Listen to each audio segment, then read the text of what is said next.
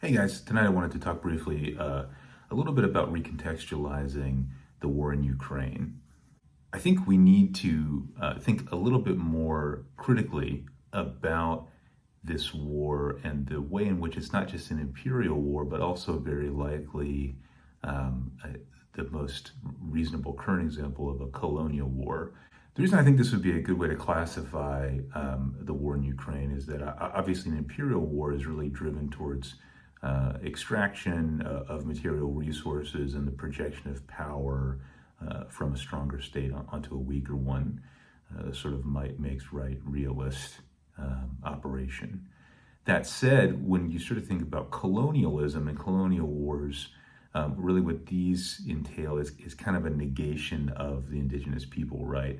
An internal chauvinism and sense of superiority within the colonizer that sort of sees their cultural attributes, their cultural systems and histories as civilizing and stabilizing. And I think this kind of this chauvinism-driven civilizing effect is something we really see at play in the war in Ukraine. This attempt to negate indigenous Ukrainian ways of life, language, culture, music, poetry, the very idea of a separate Ukrainian identity or history, and certainly unfortunately, some tried and true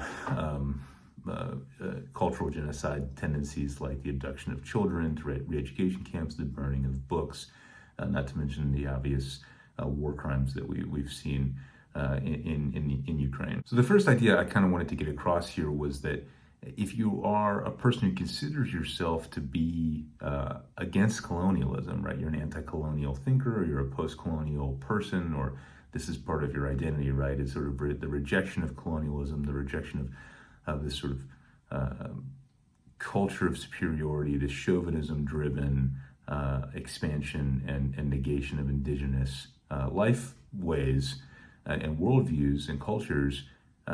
If that's part of how you identify, you can't not support Ukraine. You have to, I think, to be kind of rationally and logically coherent as a anti-colonialist, support Ukraine in its effort to resist the Russian colonial war that's currently occurring. I think this is really interesting because so much of the current paradigm in American academia, which is largely, I think, a paradigm I think is valuable, right? This sort of anti-colonial paradigm.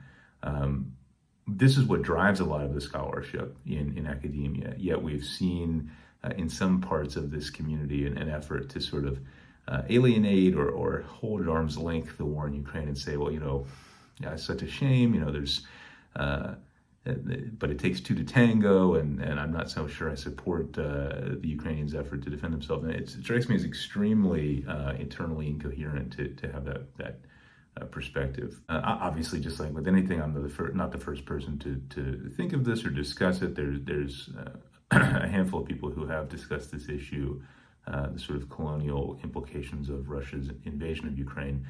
Timothy Snyder's course at Yale, which is actually available on YouTube, and I recommend to anyone, is a great place for resources on this. He dances around it over quite a few lectures, but I think it's central to some of his more impactful op-eds and other things you can find. Interestingly, I think people like Snyder approach the issue of Russian colonialism and sort of cultural chauvinism from the Ukrainian perspective, right? Which I think is right. These are often scholars of Ukrainian history, and they're obviously doing some of the work of the anti-colonial scholar and sort of interrogating the issue and saying, okay, we need to focus more on the indigenous group. That said, as a scholar myself, more of the global system, and certainly I've done some work on Russian disinformation tactics. I've also looked a lot at Chinese international relations. I think I'm actually a little more interested in this issue from the Russian perspective. The Russian perspective here is really what's going to give us an insight into how devastating this war, how much change this war will wring out of the international system in the coming years. So while I think it's important to focus on this conflict from the Ukrainian perspective to heighten those voices and heighten that, explicitly, because this is the culture and the history that the colonizer wants to erase. We must have folks who focus on it. That said, I think one of the predominant questions we have about this conflict is really, how does it end and when does it end? And I think there's two examples that come to mind for me from the history of colonialism that I find to be most sort of germane and relevant. The first I'll talk less about, but this is really England, the United Kingdom, but really England's experience in colonizing and trying to retain dominion over Ireland at the end of the colonial period. I think there's some interesting parallels here because of the, in some ways, the shared heritage argument that you can find in Ukraine. Obviously, this is a very loaded argument, and the degree to which this heritage is shared is very controversial. But I would say there are obviously quite strong cultural, linguistic, historical ties between back to Kievan Rus and Muscovy, in the same way that there are longstanding linguistic, historical, religious ties between Ireland and England. That said, I think actually the more interesting historical comparison, and the one that might give us a little bit of a better idea of how this war will play out for the Russian military and the Russian state, is actually the Estado Novo and the Salazarian sort of neo-fascist or pseudo-fascist regime in Portugal, and really in the 50s, 60s, into the mid-70s. And for those of you who aren't aware, it's actually somewhat obscure, probably the most obscure of the European fascist movements or pseudo-fascist movements. The Estado Novo, the new state, was really a sort of pseudo-fascist or Christo-fascist kind of anti-liberal, anti-communist movement that came out of the collapse of the Portuguese Republic in the 20s. Really, it overthrew that republic and instituted a sort of a militaristic, conservative, backwards-looking, sort of traditionalist kind of fascist state that was very closely connected to the military. The Estado Novo was extremely anti-liberal, and it really saw itself as a source of again, civilizing, stabilizing, kind of paternalistic supervision of its overseas territories in areas like what is now Mozambique and Angola, other places in Africa and Asia. And this idea in the Estado Novo context, similarly to how Russia has constructed these ideas, it takes on its own kind of internal ideological architecture to avoid having to entertain any kind of moral responsibility.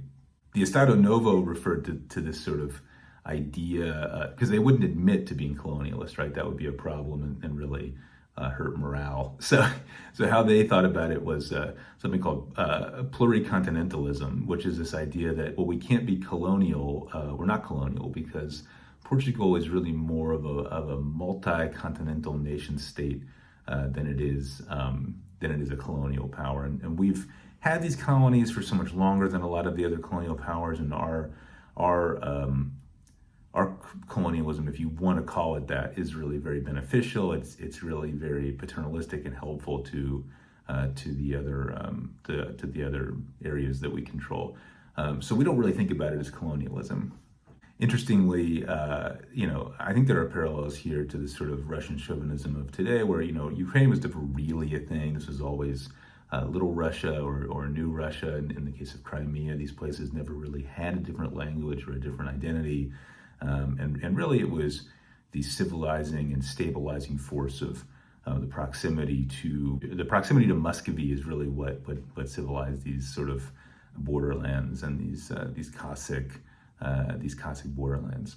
But the reason this is interesting, I think, is not necessarily to do a deep dive on Estado Novo, although that is an interesting period of time.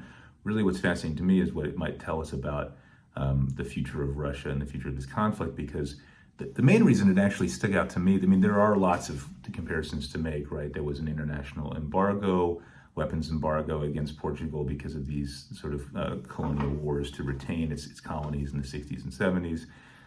The Portuguese state upped conscription, and the upping of conscription really had two effects, and both of these potentially are going to play out in Russia. One was that as conscription went up, there was mass immigration outwards from Portugal, sort of a brain drain of young people, in particular young men who didn't want to go to Eastern Africa and die for the Estado Novo. The other impact of conscription was invariably that more and more people were brought into the military who did they couldn't leave, but they didn't agree with the war.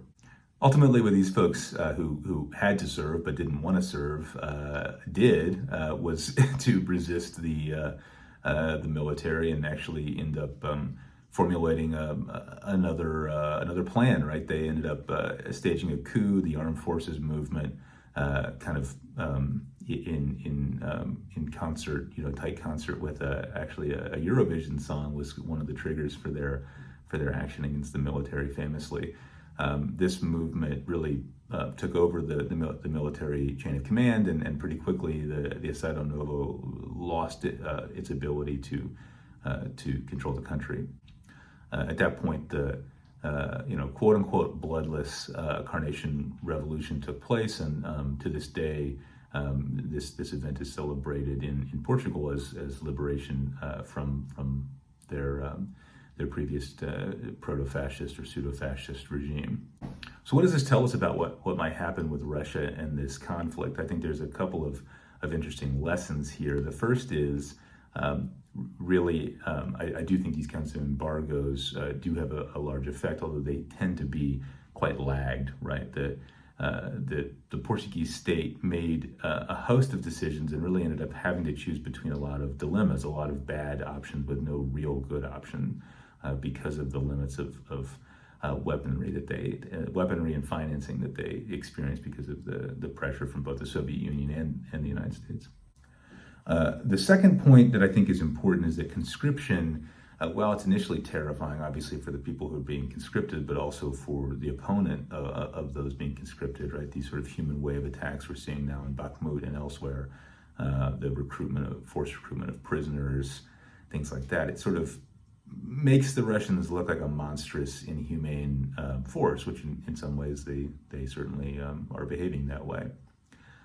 That said, conscription has several really negative outcomes, and it's part of why a lot of what you would think of as S-tier militaries have moved away from a conscription model. The first is you end up driving a lot of very intelligent people who have the means to do so out of your country, right? They leave because they don't want to go join the meat grinder.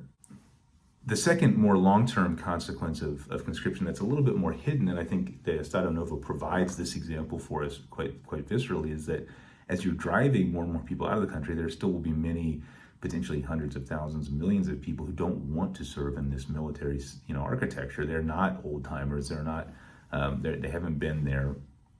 They're being brought into a situation they don't want to be in, and it does increase the chances of a breakdown in communication, a breakdown in chain of command. Finally, and most importantly, I think what the Portuguese colonial wars and the Estado Novo can inform us about Russia, is that as these kind of waning colonial powers attempt a final power projection kind of against all odds, against the sort of movement of history, right? As their demographics, their technology, their soft power, their military power is waning, and they attempt to make that one last grasp, this return to a previous glorified era. What we can see is that this process can drag on. In this case, with Portugal, it took, I think, 13 years, really, from the early 60s to the around 1974. For this process to play out. The intensity of combat in that circumstance was much less intense than what we're seeing in Ukraine today.